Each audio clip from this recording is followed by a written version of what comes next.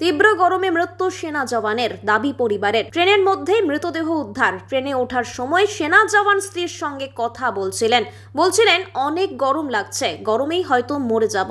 সম্ভবত অতিরিক্ত গরমের কারণে মৃত্যু হয়েছে রিন্টু মণ্ডল সেনা জওয়ানের বলে অনুমান পরিবারের লোকজনের। ঘটনায় শোকের ছায়া নেমে এসেছে মালদার মানিকচক ব্লকের চৌকি মির্দাপুর অঞ্চলের বিষ্ণুপুর এলাকায়। মৃত সেনা জওয়ানের স্ত্রী সোনালী মণ্ডল বলেন, অতিরিক্ত গরমের কারণেই আমার স্বামীর মৃত্যু হয়েছে। স্বামীর পোস্টিং হয়েছিল কলকাতার কাঁচরাপাড়ায়। ট্রেনে ওঠার সময় আমার সঙ্গে ফোনে কথা হয়েছিল, বলেছিল খুব গরম লাগছে, আমি গরমেই মরে যাব। ঘটনা সম্পর্কে জানা গেছে মৃত সেনা জওয়ান লাদাখে কর্মরত ছিলেন।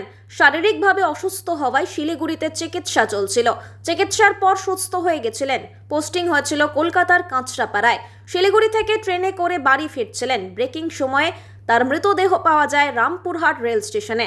সেখানকার জিআরপি মৃতদেহ উদ্ধার করে সেনা জওয়ানের আধিকারিকদের সঙ্গে যোগাযোগ করেন।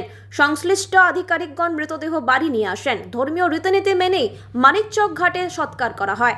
মৃত সেনা জওয়ানের পরিবারে রয়েছে বিধবা মা গীতা মণ্ডল, স্ত্রী সোনালী মণ্ডল, দুই মেয়ে রাধিকা মণ্ডল ও সারিকা মণ্ডল। এই ঘটনায় শোকস্তব্ধ গোটা এলাকা। মিনাগুড়ি থেকে আসছিল। আচ্ছা, তারপরে ওর ট্রিটমেন্ট হচ্ছিল এখানে বাগডোগরাতে। ট্রিটমেন্ট হয়ে ভালো হয়ে তারপরে আসছিল মিনাগুড়ি।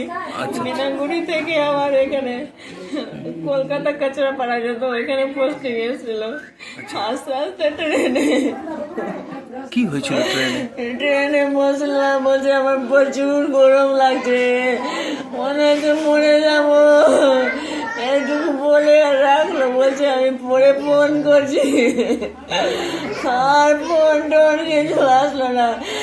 আমি এদিক থেকে ফোন করছি আর ফোন রিসিভ করছে না, রিং হচ্ছে, কেউ ফোন রিসিভ করছে না। এরকম করতে করতে 8টা সাড়ে 8টার দিকে তারপরে তো কথা হয়েছে, বলছে কি এখানে আছে রামপুর। ওখানে মারা গেছে শুনেছিলেন? না, ওইটা বলেনি, বলছে রামপুর হাটে আছে ওইখানে হসপিটালে। বাড়ি ফিরছিল? বাড়ি ফেরার জন্য ট্রেন ধরেছিল শিলিগুড়ি থেকে? না, ও ডিউটি যেত ওইখানে। আস্তে আস্তে এরকম হয়েছে। আচ্ছা, ট্রেনের মধ্যে হয়ে গেছে। কি নাম আপনার? সোনালী মণ্ডল। আচ্ছা।